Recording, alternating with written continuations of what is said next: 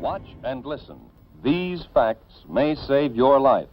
Oh hell nah, people of the internets. My name is Brandon and welcome back to my vlog. It's been a long time since I've been able to vlog, but I haven't exactly had time. But I should be able to from now on because I just purchased a vehicle. Now before I tell you what kind of car I have now, which is amazing and you're just gonna totally flip your shit when you find out what it is, I thought I would go through and tell you all of the vehicles that I've had in the past so you can maybe get an idea of the awesomeness that I have now. Are you ready? Let's go! My first car was a 1987 Chrysler. It was a box on wheels, but it was my first car, so you know, no biggie. It was cool though, I liked it. It wasn't cool exactly. It was a four-door box on wheels, and I got rid of it because I junked it because I went through a stop sign. I don't mean I went through an intersection. I mean I literally went through a stop sign and it totally just destroyed my car. The little bit that sticks up out of the ground after I chopped it in half kind of just like tore my engine apart. And that's actually how the police found me. They followed, it tore open a hole in my oil pan on the bottom, and I drove to my friend's house down the street and they just followed the trail of oil, and I got a call later and they were like, "Are you okay?" And I was like, "Yeah, why?" And they were like, "Well, you know, you were in a car accident, we know, because, you know, there was a stop sign missing and we followed the trail of oil and saw your car and it looked pretty beat up, so we just wanted to make sure you were good." So that's how my first car bit the big one, because I owned it, which you'll see a pattern of this as we go along. But my next car was amazing. I loved it. It was a 1984 Nissan 300ZX Turbo, which was a two-seater little sports car. And the picture that I'm showing you isn't my actual car. It's just a stock photo just to give you an idea, because all my pictures are like old as hell and I would have to scan them. They're not even digital photos of it. That's how long ago this was. But it was a two-seater little sports car, 5-speed, and it was like a little rocket ship on wheels. And I did all this body work to it. It was looking amazing. I was just about to have it actually painted when I was driving like a jerk, and a jerk cut in front of me and I slammed into this SUV so hard that it buckled the roof of the SUV, and my system in the back, I had like subwoofers and an amp, and they went through the windshield and landed like 20 feet down a field. That's like, it was ridiculous. Don't drive like a jerk. It's terrible. It's a Harrier? No, that's what I was about to say. I don't know why I'm thinking about Harriers. They're awesome because they can take up like vertically. Oh, maybe because like my amp went through the windshield, kind of like a Harrier. Interesting. Moving on.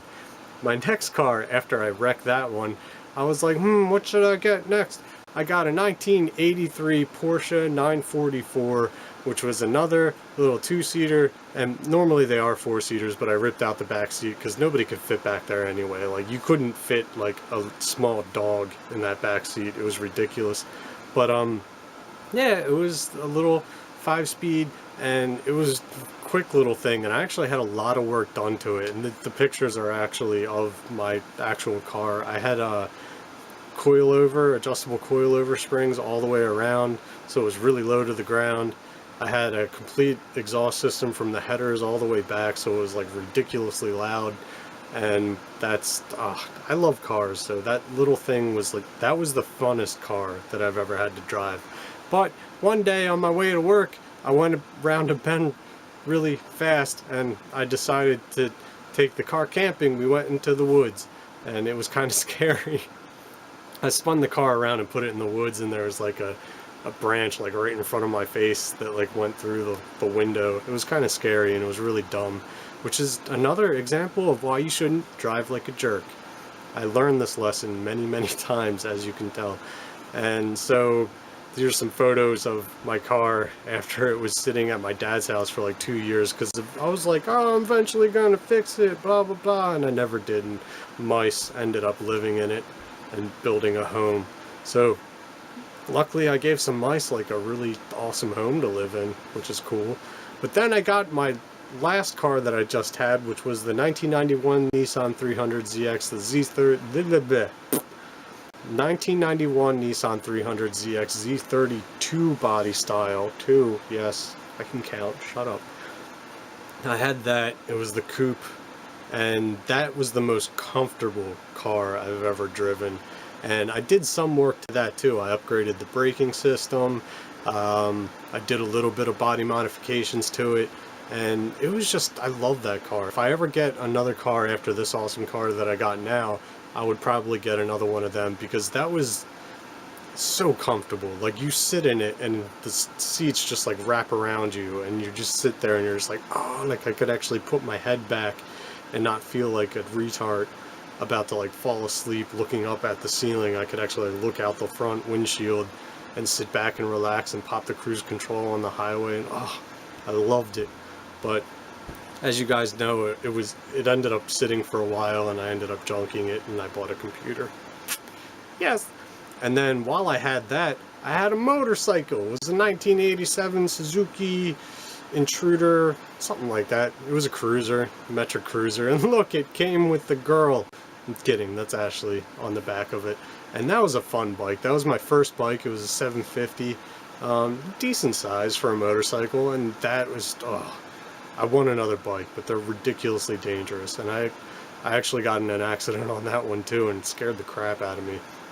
And it scared the crap out of people that I pulled up next to after the accident, because, you know, even though I just got in an accident on it, I didn't hit anybody else, so I got back on it and rode it home, but I had like blood coming like all down the left side of my body, and every time I would pull up to people at like an intersection, they would look over, see me, and they were just like, oh my god, like, oh, is he okay? And I'm just like, I'm fine, it's cool, I just want to go home. That was my history of the vehicles that I've had. I hope you found it interesting. I hope you learned something. Don't drive like a douche. This guy, that's me. Sorry. But luckily, this new car that I have, what is it? Drum roll, please. It is a 1994 Oldsmobile. It's a freaking station wagon. Don't judge me. You get what you can get, and this is what I got, and I'm actually very happy about it, because I am not tempted to hot rod around in this thing in the least bit. I just threw a stereo in it, and I cruise. I do like the speed limit, and I just cruise sitting low in my seat so that hopefully nobody sees me, and, you know, it's cool. I like it. It's not cool, but, you know, it's a car, so whatever. I get to work, I get back, and it runs really well, and I paid like half of what the Blue Book value is for it, so shut up. I like it. It's my little cruising wagon. Oh yes, it's wonderful. So I have a vehicle now, so I don't have to wake up at 2:30 in the morning to go to work anymore. I could actually wake up like 10 minutes before my shift and like cruise to work, not fly down, which I was about to say, which is, it's, sometimes I drive a little fast still. I shouldn't, but, you know, you can't help it sometimes. But that was my history of vehicles. I almost dropped the camera. That was my history of vehicles. I hope you enjoyed watching. If you did enjoy watching, hit that like button. Add the video to your favorites. These things help me out greatly. Subscribe to the channel for more amazing videos. And until next time, I'll see you guys later. Have a good day and goodbye. Let me hit the button.